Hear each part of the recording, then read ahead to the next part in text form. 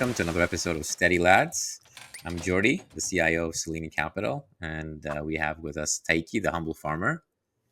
We have Justin, the CEO of Astaria, and Thiccy, who is Thiccy. Uh, did you did you lose your role at Scimitar Capital, or you have an undefined role there now? I got pipped, but yeah, still here, at least for this quarter. He lost the shirt off his back. Was it clearly wrong about the call about alts? Yeah, they're pumping across the board. What do you think made you wrong? Is it just that people got bored and started looking for shitcoins to buy, or what do you think actually happened? Yeah, I think probably just underestimated the demand side. I think supply is always it's a lot easier to measure the demand, whereas demand's a bit more like intuition based, especially in crypto. Do you think it's just the lagged effect of the usual, people that? Oh, is that like your phone alerts, Sticky, or are you getting these like fire alarm? What's going on? Oh yeah, it looks like FTX is moving their soul around. Are they just kind of baiting people so they can short squeeze them more, or what do you think they're doing? That I would not put it past Novo.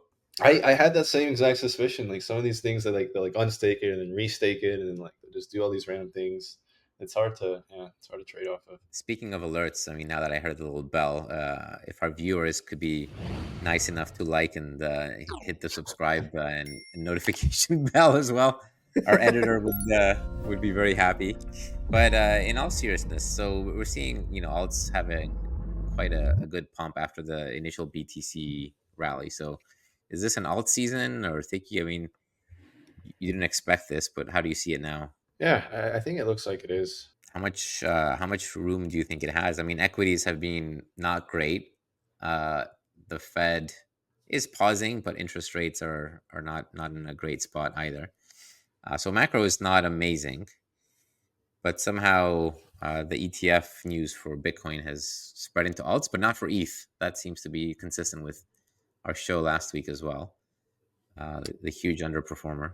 Yeah, I think typically like you see like BTC lead, and right now there's a lot of reasons to bid BTC. I think the ETF is like the main one, but with rates going through the roof and like just infinite issuance and just questions of like a debt spiral, like there are some similarities to like the March situation with the SVB thing with BTC. So there's some like, and like with the war going on too, there's some like other auxiliary reasons why people might want to be bidding BTC, which could explain a lot of the moves in the past couple of weeks.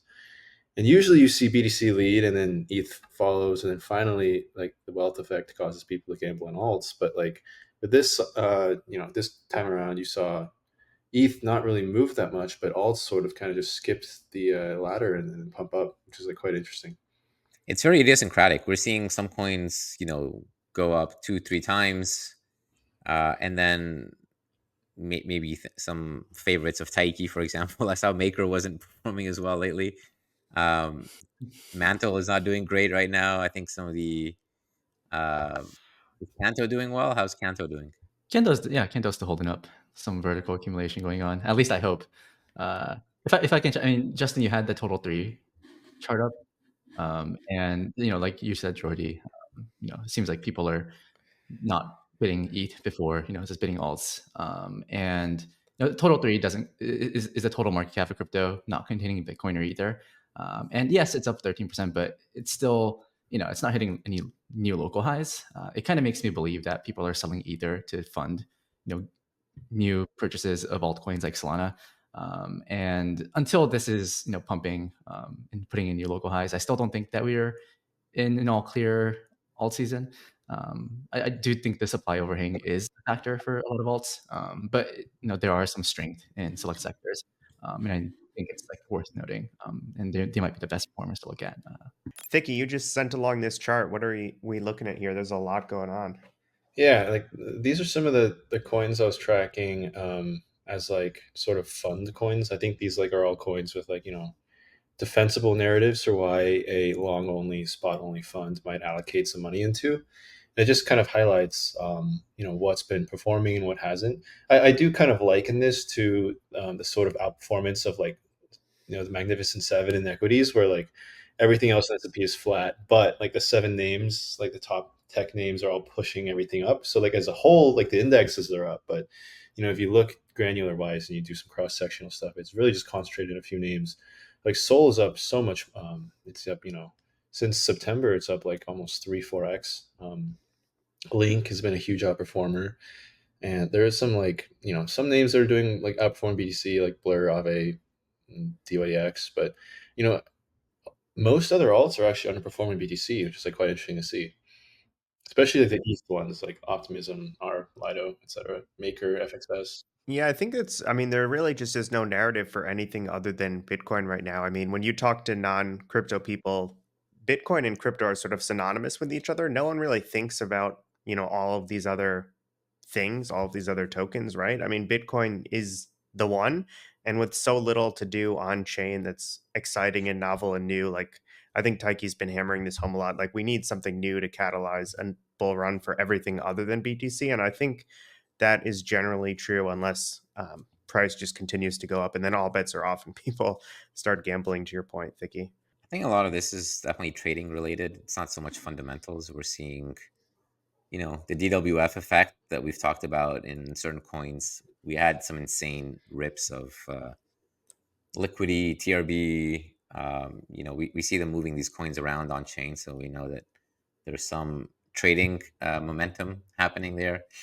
I think the fact though that Celestia, which recently ICO'd, has not performed amazingly well if you compare it to something like Sui, which was also in the depths of the bear market, which launched at 10 billion. This is a 2 billion. It was a 2.3 billion launch FDV for a chain that was talked about for a long time and did this like a huge airdrop campaign.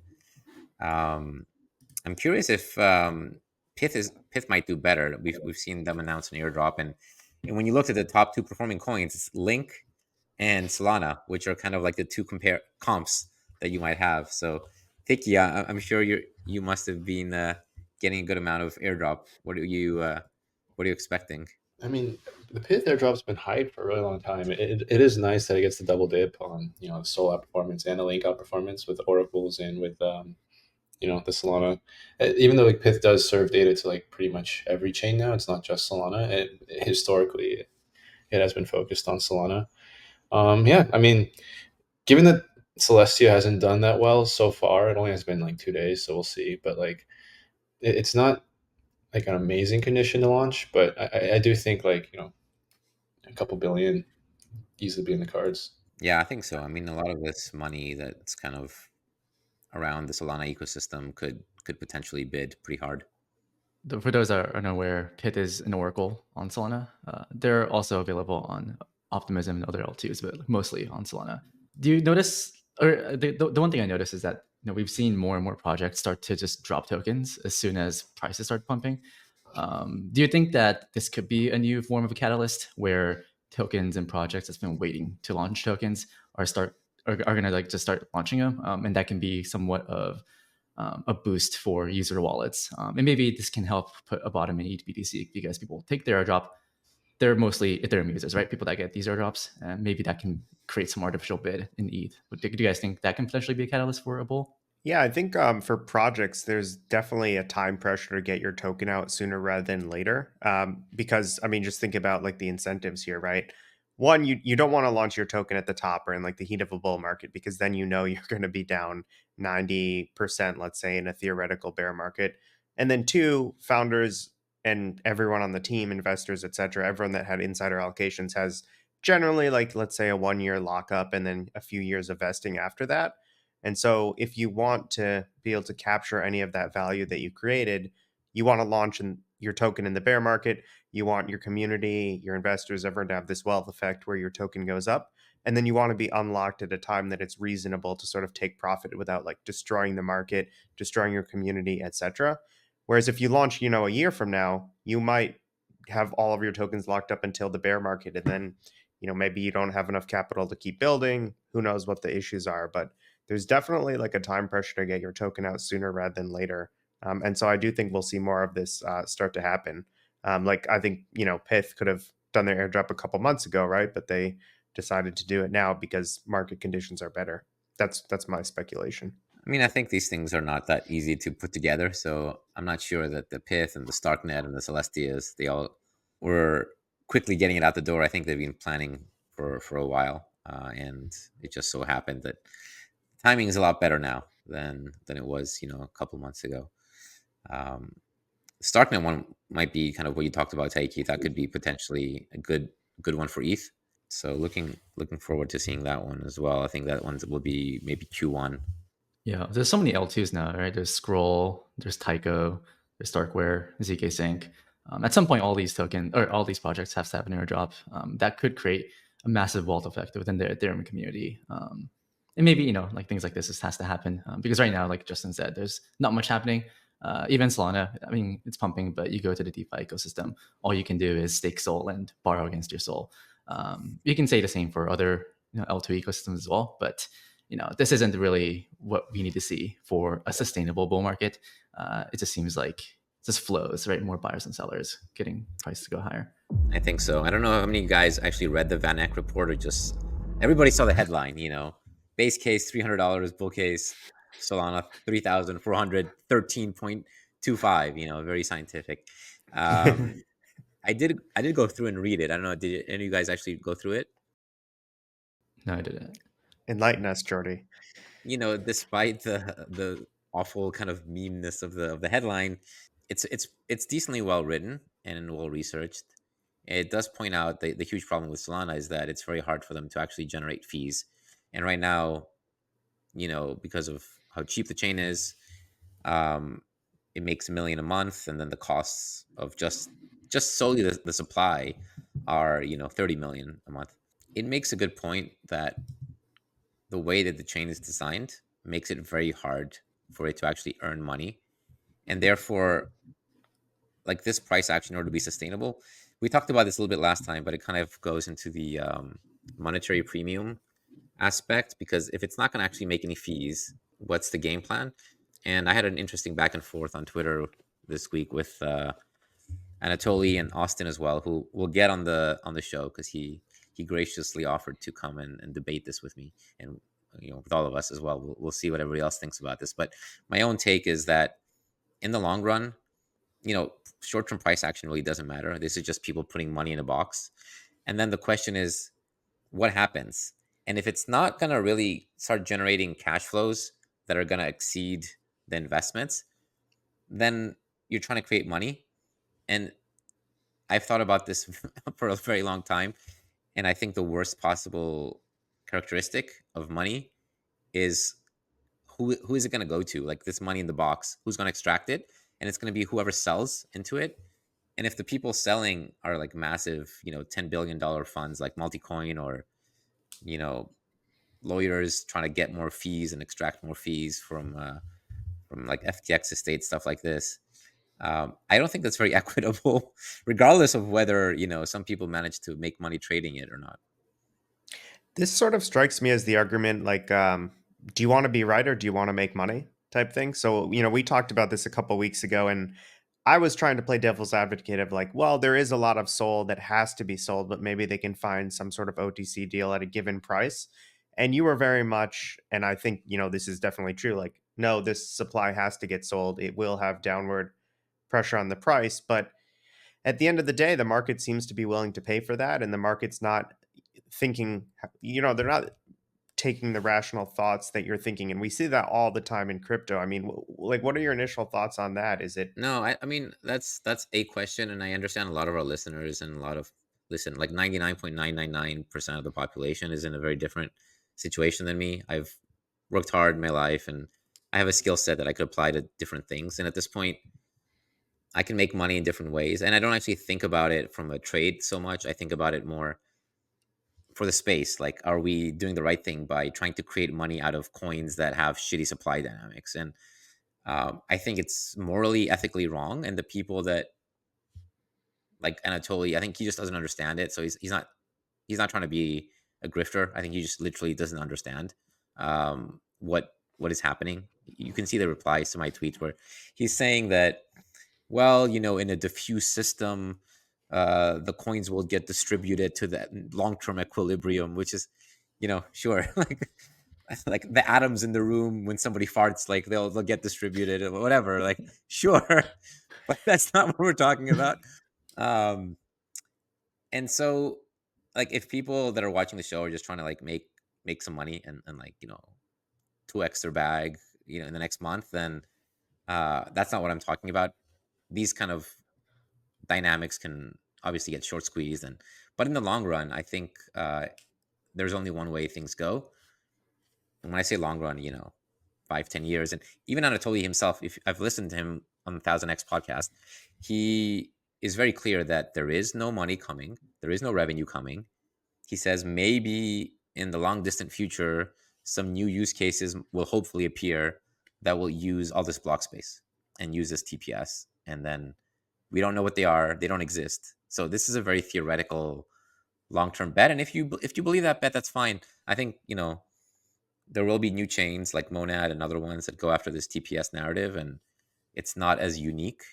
Maybe I'm wrong. Like, maybe the cash flow comes, but when it comes to the monetary premium, I don't think I can be wrong there. Like, selling into retail is, not a great setup. Regarding like the monetary premium aspect, like there are plenty of currencies in the world that like have really shitty, I guess, economics where like they're just like, you know, I guess you view it as like, fee burn might be viewed as like tax receipts, and it's just like they're infinitely always issuing more debt than they're getting in tax receipts, but they still exist for maybe some reason, maybe to like use that country's commodities or to trade with that country. People still swap into that and trade with them. Like, do you think like and those like those currencies are still around even though they're going to bleed against the dollar? Like, do you think that like even though it may not ever be cash flow positive, like maybe nothing will ever, like analogously, nothing may never displace the dollar, but there still is a reason for it to exist and be traded. Like, what do you think about that argument?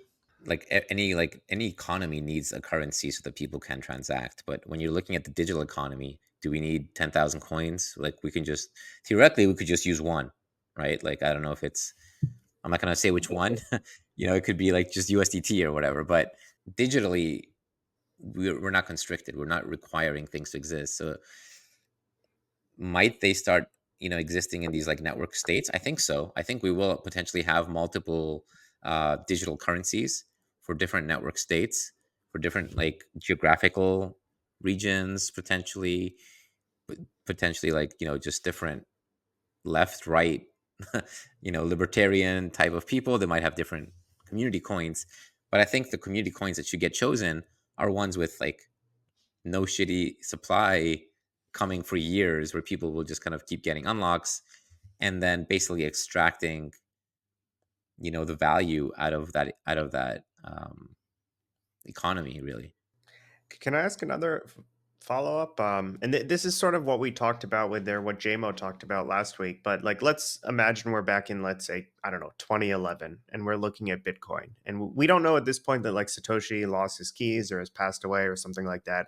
We've got this one individual that holds millions of coins. I think other miners held probably millions of coins. It didn't look great, right? We would have probably said the same things we're saying about Solana now about Bitcoin. I mean, what are your thoughts there that like a lot can change? We don't know how the supply will change. Maybe the FTX estate loses its keys or there's an emergency injunction and they can't sell. Like there's just so many plausibilities, and we wouldn't have given Bitcoin a chance with this same argument years ago. And so I'm curious what your thoughts are with that. That's actually a great question, and I spent the entire bull market thinking about this. We can't get like an up only market as like, the Suzu sort of bulls were expecting, and it's precisely for the reasons you mentioned. Like, there is this like very not great distribution even for things like Bitcoin. And the reality is, the reason bear markets happen are to like redistribute coins, and they will then like unlock the next leg up.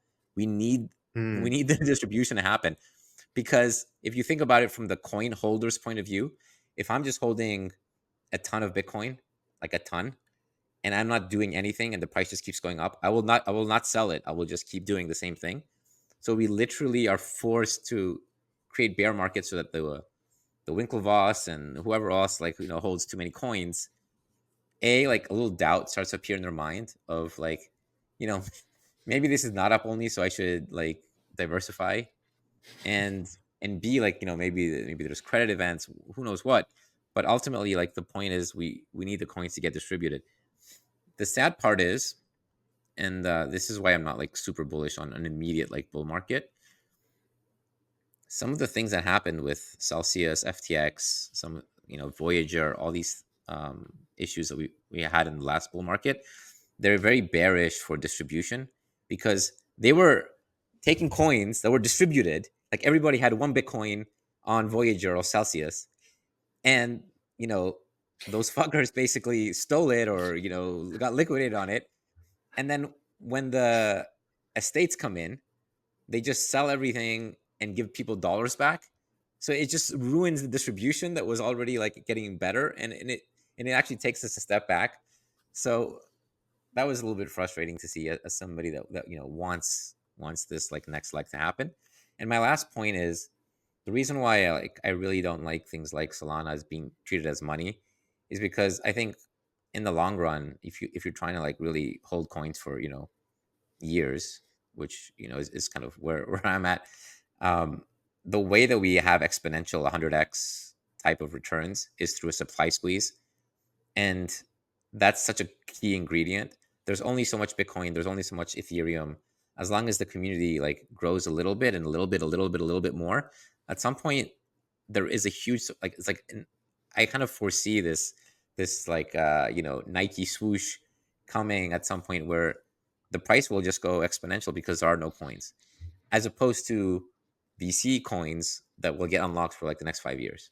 I totally understand that argument, but can't you also make an argument that back in 2018 there was nothing? I mean, we were kind of shitting on Solana earlier for like a lack of an ecosystem, but back in 2018, 2019, there was nothing to do on Ethereum other than buying CryptoKitties or something. And right now there's not much to do on Solana, but the Ethereum ICO that happened, we talked about the token distribution with JMO. Can Solana be eventually money in the future after this big supply overhang is lifted from the markets?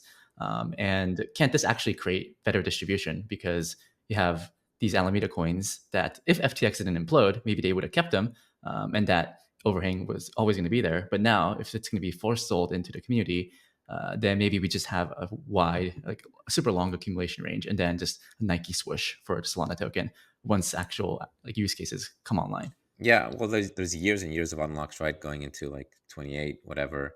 The other thing is that there's a huge staking yield on Solana compared to Ethereum. It's like twice as big or something, and that kind of makes it so that the less sophisticated people who aren't staking are getting diluted as well, which is not amazing. But we did talk about Ethereum, and you look at Ethereum, there are fees getting burnt. It's a decent, compared to Solana. It's like 100x. It's not even close, but it's still not that much. Like, let's say it's $1 billion a year, which I think that's kind of, during the bull market it was around 1 or 2 billion of actual income, you could call it. If it's trading at 200 billion, that's still like 100 P ratio, which is not amazing. So it's clear that there is like a monetary premium, and actually the monetary premium is the larger one, because a normal tech stock would trade at like 30, right? 30, 40. Let's say, okay, Ethereum, you could call it early stage, it could be 50. But where's the rest of that, like 100, 200 billion coming? It's this monetary premium that we're talking about. Do you think it's a monetary premium or just like a tech and speculation premium? Because like, I mean, like things like Amazon were trading at like they're negative PE, right? Amazon's 70 right now. Well, yeah, right now. But I'm saying like maybe like 10 years ago. So, I mean, Amazon is this, weird financial games going on, where they can decide when to get profit. When they went for 20 years without taking profit, so there was no earnings. Like, they literally just were loss making when they could flip the switch. You know, just like just like you can flip the fee switch on Uniswap. They could Yeah. have flipped the It's pretty switch. similar, right? Yeah. Yeah. They waited 20 years. So I don't think it's a great metric for Amazon. Well, for Ethereum, I have seen like the stuff that we talked about last week. I have seen it throughout Twitter.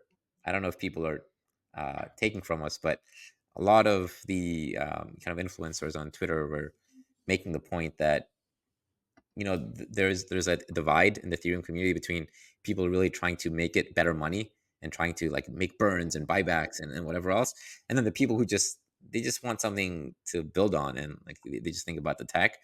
And some of the decisions that will have to get made coming up for Ethereum will put those two head to head, as we've talked about. So I don't know what the solution is, but I'm like, it is frustrating that, you know, most 99.99% of users of Ethereum and even project founders, builders, etc., have absolutely no say in the direction of Ethereum. Like, it just strikes me as this decentralization sham. And I mean, obviously, I'm, called the ETH Maxi on the show. I'm very much a believer in it. I love Ethereum. I hold it. I want to build on it. But can you really say it's extremely decentralized when none of us can even control anything about any of these decisions that are being made about the money? And I know the narrative is, well, we can hop on these calls anytime we want and join the core developer calls and contribute, but that's not actually true, right? Like, we can be present there, but it doesn't matter what we say. We don't actually have a real voice there. yeah, that's an amazing point. I think you either choose the Bitcoin route where one guy just presets it, so there's no there's no foundations and discussions and everything else. It's just that's basically what it is. I mean, you do have some upgrades here and there, but for the most part, it's enshrined. And the problem with that is if you make a single mistake, like I think Satoshi made, unfortunately, a couple mistakes, especially with like the long term supply issue. No one's really around to fix it. Well, if it was Ethereum, they would just they've changed the inflation rate, so many times, and that's part of the game. So that's the other extreme where there's a loss of neutrality potentially. I think both are imperfect. We still haven't found the right exact formula, but they both have promise. But yeah, there's a bit of an issue on both sides. Yeah, I'm curious to ask this question for you, Jordy. And Thiccy and I talked about this some time ago, but you know, we recorded a podcast that said altcoins are uninvestable vaporware. Is there anything that's truly investable outside of crypto monies, or do you just view things like Solana and Alto ones and DeFi tokens as just an instrument to speculate on? Because it definitely seems like you're leaning more towards, okay, like Bitcoin and Ether, I'm bullish on them as crypto monies, I'm bullish on the future adoption, but all these other tokens, maybe not so investable. Like, and this is an open question to you guys as well. I'm curious to hear everyone's thoughts. I think apart from Bitcoin Ether, where potentially like the community money aspect does hockey stick as the supply runs out and it's programmed to run out, I'm looking for cash flows, and there's a lot of reasons why coin can have a cash flow. I mean, there are digital economies, there are users, there's people on DYDX trading back and forth. There's fees being burnt. People are minting NFTs, they're doing stuff. So uh, there are altcoins I like, and I look for like this boomer like concept of, is there going to be cash flow? and and also like what's the expenses? You kind of look at it as a company, like something like Lido. I haven't been as bullish as other people on Lido, just because they spend, I don't know, 17-20 million a year on the the cost of the foundation, and the revenue is potentially going to get squeezed down as like there's a fight for yield. um, the margins are not amazing to justify like a multi-billion valuation. I think right now it's at 1 point something. um, so I definitely look at it as a business for a lot of these coins. I'm personally very much hoping that regulation is actually the solution for these like challenges we're talking about. Like, I think what happened with Uniswap is actually a much bigger deal than we realize now, where they basically, right, like they turned on a fee switch, but not for the token. And in my mind, the right regulation would say, if you're going to have a token, the goal has to be those are your shareholders and your stakeholders, and you have to drive value there. If we continue down this path where there's a split between incentives of what is in the best interest of the actual builders versus what is in the best interest of the quote unquote investors or holders of this token, then I don't think we're going to get anywhere because the incentives are so poorly designed right now. It's like unimaginable. And so I really am hopeful, and I really do hope that we get regulation in order and we actually come up with an amazing framework where we can drive value to tokens. And if you have a token, you have an obligation to those shareholders. But we'll see. Yeah, I mean, the third category that we could look at as having value, or you could try to play, is token that for whatever reason traders love to trade these tokens. Like they're useful as a speculation instrument in and of themselves. In Korea, we talked about XRP as being a long time favorite there. We're seeing some like Injective or uh, Pepe. I'm not sure if that's gonna. It's quite new. Um, you know, Dogecoin was in that category for a while. I don't know if it's still in favor. But Thicky, do you think that if coins don't really have any cash flow and they don't really have any, monetary premium per se, but they're just the kind of coins that, for some reason, the trading community just loves to speculate on, like XRP in the Korean market, or potentially Injective, or some of these coins that the trading volume doesn't really align with everything else, but is that a form of value? I guess you can like view it as like playing blackjack at a casino where you kind of just over time you eventually just bleed all the money out, but like it can keep going for a while. And I mean, yeah, there's like you can argue there's an economic need to be able to like speculate on these coins and have people just take risk and swap P&L with each other. But without like some sort of long-term value creation, and like a lot of long-term value creation is enabled through like these like legal covenants that equities have, or through like actual sustained inflows, or just like yeah, just good tokenomics. Without that, then like they're destined to go to zero on some time frame. Yeah, I want to put this tweet up by Frankie from Paradigm BC. Um, he says, "Today proves yet again there is nothing in crypto that comes close to the product market fit of users wanting to trade tokens. It is a prerequisite to building a functioning ecosystem." So, like, this is kind of along the lines of what we're talking about, where there is a product market fit. It's blackjack. Blackjack is played in casinos around the world. I'm not sure that it goes to zero. Like the idea of blackjack and playing blackjack, if you manage to be blackjack, the the game, then if people are just betting on it and you're just getting like some tiny rake on that, maybe there's a casino gambling premium here. Like whoever invented roulette or blackjack. I used to think it was like very much a bug that there's no way to value Bitcoin or even Ethereum or any of these other L2s, but it's actually sort of like a feature, right? I mean, I just love that Silicon Valley clip of like, the second we have revenue, the second you can put a multiple on this thing, it's never going to be enough. And by just having this all be like abstracted away and obfuscated, like there's so much more love for speculation when there's no like tangible fundamentals to value these things off of. Like I totally understand that view. And Jordy, you mentioned earlier that you don't really see a bull market happening anytime soon. I don't see alt season happening, or Dicky said he doesn't see alt season happening. Like what do you think I can actually catalyze these things? Because surely, if we do see a next cycle, is it going to be led by like actual apps? But like like what do you think will actually bring like more users? Is it purely just going to be trading, or like what needs to happen for you to be more on board with the risk on train? Well, I think when the supply gets better after these, government tokens, and I think there's like 30,000-40,000 BTC need to get sold off, and then some of these can clear out in Q1. I'm very bullish, like around the halvening. I think that's going to be like a really good time, especially if there's like ETH and BTC. Hopefully, both of them have like ETFs, spot ETFs at that point.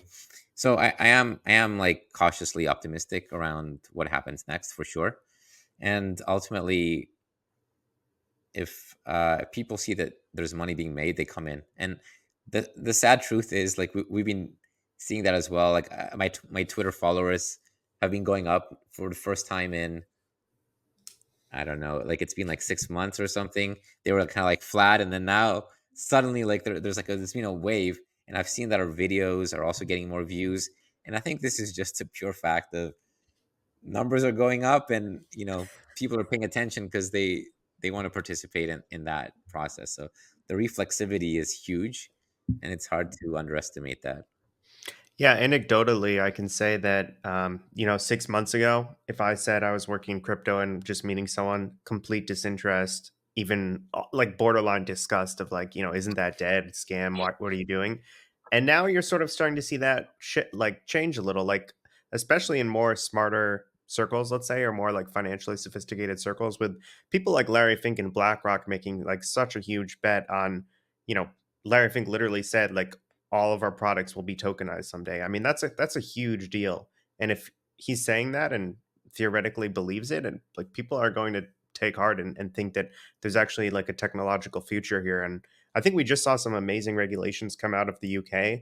I'm a little hazy on the specifics there, but it looks like the UK has like explicitly said we think blockchain technology will be like a core part of the future. And they've even said that we think DeFi could be a core part of the future as well. So I think we are seeing sentiment shift, and I think it is possible we can have a bull market just based on people, liking and believing in Bitcoin, that translating to Ether in the future. And then who knows what happens with the rest of these coins? Who knows what even happens with DeFi?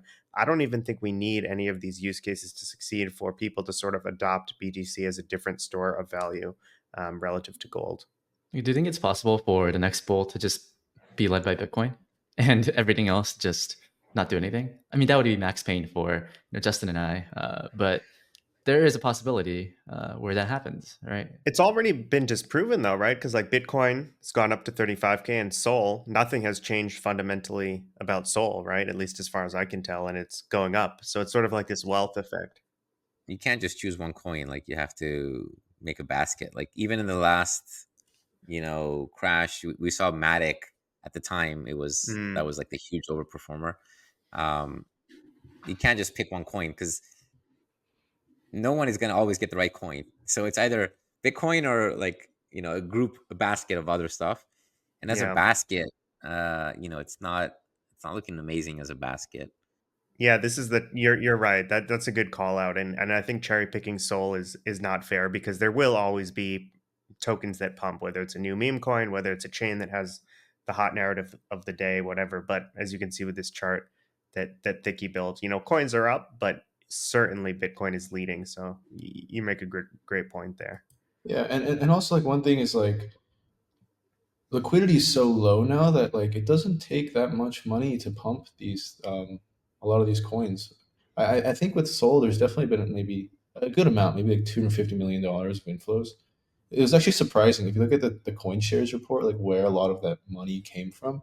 There are a lot of like Solana like ETPs like in Brazil and Switzerland and Germany that actually got like a substantial amount of inflows the past month, maybe like close to $100 million of inflows.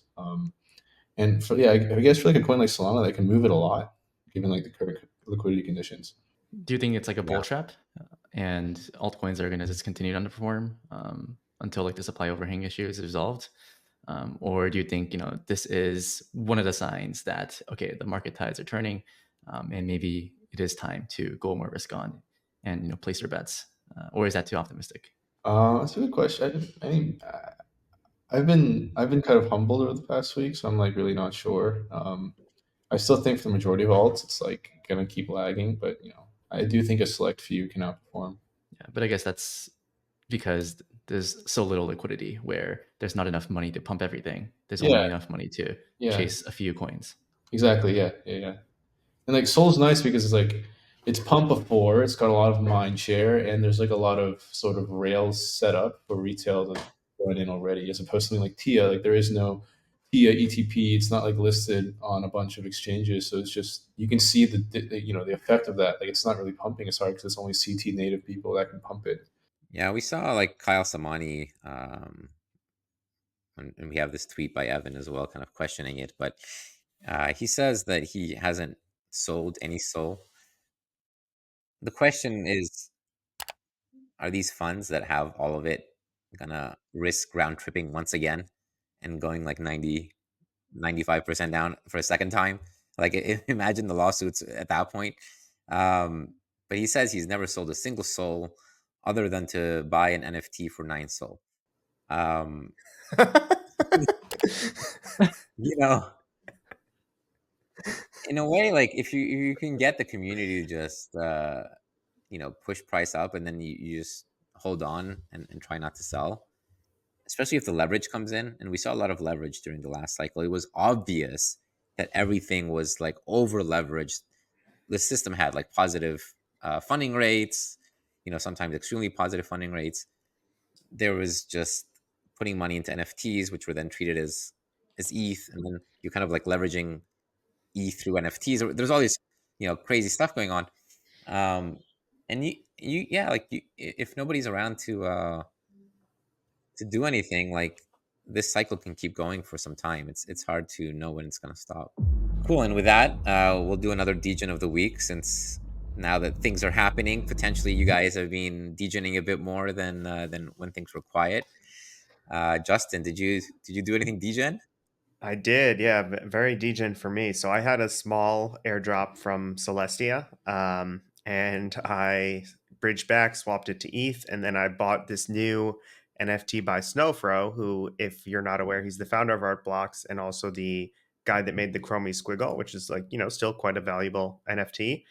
And he launched this new project. There's only 2,000 of them, and they're trading at a very, I don't know, who knows if it's low, but they're trading at 0.8 ETH or so.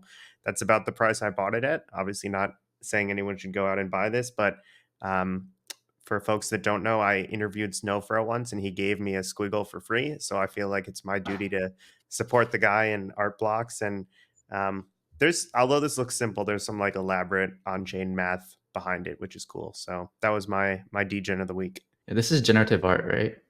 Yeah. Like Do you guys like it? Would you say this is museum quality or? Can you show us more of the pieces? Yeah, sure. So there's a ton of variety here. So you've got arrows and slant lines and different color patterns, and yeah, single color. You seem a little confused when trying to explain this and why this has 0.8 ETH worth of value. Like, when do you think the NFT buyers will show up again? Like, I mean, obviously you bought this, but that's because you got a stimulus check, right, from Celestia. Correct. Like when do you think NFTs will ever like show signs of life? I still like NFTs, but I'm not really sure what the actual catalyst is. Well, we saw Blur starting to do well, right? It was on that chart, like number 3 or number 4 there. So the farmers of Blur are not going to get totally Demolished. buried. I'm not really, I don't know, Taiki. I wish I knew. I feel like I'm really the wrong guy for that because I'm always like middle curving everything. I feel like the left curve take, which is probably right, is that like if Bitcoin pumps, if Ethereum pumps, if we have another bull market, everyone's going to look at something like CryptoPunks and say, hold on a minute, this was created so many years ago. It's the first on-chain art. We think on-chain is the future. Like buy. And that is what I think the left curve take is, and that's probably the most probable outcome. But the middle curve take is like, what do you mean? Like you can just right click save this, and like that is true. So I don't know. We'll see.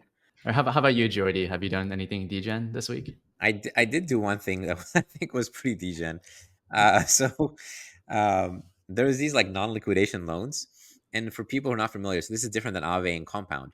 This is a design where you borrow against your token, but you can't get liquidated, so you can just not show up if you want at the end. You basically get a free put option. So whoever is lending you has to be confident that they're setting a floor for a price, because they might have to take your collateral in exchange for that price that they gave you. So I decided to play around with this, and I put 500K at like a 93% LTV. So I'm basically putting a floor for, in this case, MNT at 93%. So it's trading at, let's say, 37.5 cents.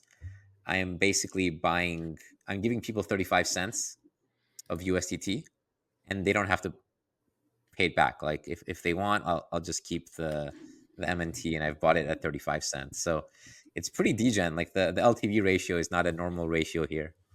So this is your Yeah. SBF moment. Sell me all the MNT you have at 30 cents and fuck off. 35 cents. 35 35 cents. cents. 35 cents. Not all So of it. there's 500K. So I think some people have started nibbling. We'll see how much there is by the time people want to look at it. But Is this liquidity per duration, or is this your total liquidity? So it's 400K for 7 days, 400K again for 330, or how does that work? so there's more than 400. 400 is like the maximum, like one single wallet I'm allowing to take. Mm, But you do have to choose. So you have to choose. Do you want a 7 day or longer term? Obviously, options have time money. So the shorter the option, the higher LTV I'm willing to give out for the loan, because there's less time for things to move around much. But I thought this was an interesting semi degen. I think it's degen enough. 92.8% floor feels degen. Yeah. You're effectively selling a put option, right? At like 35 cents. And if the price goes lower, then you're effectively just buying it at that price. Very degen. I'm a fan of that. How about you, Thicky? Have you done anything Well, degen? one thing I want to ask Jordy, did you like price the option when trying to set these loan rates, or what kind of just like figure? No. Definitely not. So in this case, like there is a large treasury, and you can look at the outstanding, like the market cap, and look at the treasury ratio with the market cap. So I think around, like, in the low 30s, the treasury itself is, you can rage quit and break the piggy bank, and it'll be around that price. So I thought I would put like a higher price than that, a little bit higher. Um, and it's 500K. Worst case, I'll buy some. I mean, this is just like this is the best ad for Jordy I've ever seen. If you're a project founder and you're building something awesome, like this is the guy you need in your corner. He's Oh, doing the opposite of everyone else. He's like willing to buy. Everyone else is dumping. yeah. I remember I was talking to a founder like a year ago, and I bought some tokens from the team, and I sent the money. I sent like the USDT, whatever it was, and I just never asked for the tokens. Like, I think I remember, like, a few months later, and he's like, "Man, this is really bullish. The fact that you didn't even like want to complete the transaction, you're clearly not selling. Like, you don't even like want to." At some point, I got hold of them, but yeah, Totally, yeah. no, no, No. He's still holding. eventually, but like a long, long time later. Yeah. Cool. Yeah. How about you, Thicky? Have you done anything degen? Nothing on crypto, but I've been in the market for buying a scimitar for one of my friends' birthdays. So I'm just shopping around some sword shops looking for a scimitar to buy. Are they all What's legal, what? or is there like a level at which it's too dangerous as a weapon? We were actually looking into this. Justin told me that like swords used outside of the kitchen are illegal in New York. So yeah, There's I guess some I'll, restrictions on length and width of the blade and like how it is handled. Like I'm not too familiar with it, but there's a lot of It's stuff going on. it's the motion of the ocean. That's Yeah. the key not the length parameter. of the blade. Yeah. Is your friend into swords? Is there some sentimental meaning behind this gift, or like Not really. It was why? just like, I feel like the scimitar capital gift should be like an actual scimitar. We should beep out the Interesting. name, but it's a very, very notable person in the crypto space. Let's say that. Well, okay. So I've heard all the degens. Justin, you got a free stimulus check, bought some NFTs. You didn't really use your own money, so that's not going to be good enough for me. Thicky, unless you're buying a scimitar and flying to New York with it, like I don't think that cuts it for me. Majority, allocating $500,000 to, buy a token. I think that's very, very impressive. So I think this week's Degen of the Week goes to Jordy. Congrats, Jordy. All right, it's worth it. It's worth it for if I get dumped on by at 35 cents, it was worth it for the Degen of the week. It's Yeah, I'm simply curious the to see, cost of admission. like God forbid if MNT goes below 35 cents. Like I'm curious to see how fast that gets arb. It will get hard. I'll just leave it out. It's okay. We'll see. I think, like, because it's a new chain, and there's not that many people that have like bridged over. It might be pretty inefficient. It might just kind of give an arbitrage for a while. So Yeah. So sorry. One question I had is we talked a lot about L1s and L2s as money, and it seems like obviously you're bullish MNT. like what is the bull case for the MNT token? Like, do you think it can be money, or can it have, or do you think it's gonna be like a cash flow token, or like what is Yeah. your take there?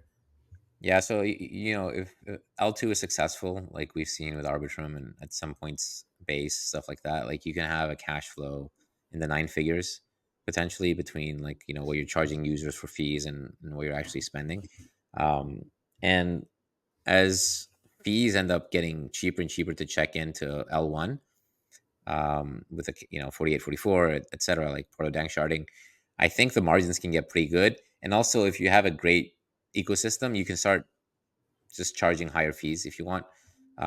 So that's one way to get revenue. I think for MNT, there's other ways to get revenue because it's not just an L2; it's a product suite. So the Mantle ETH, the meth, is coming out soon. So it's similar to Lido, like whatever money Lido gets, like this 5%.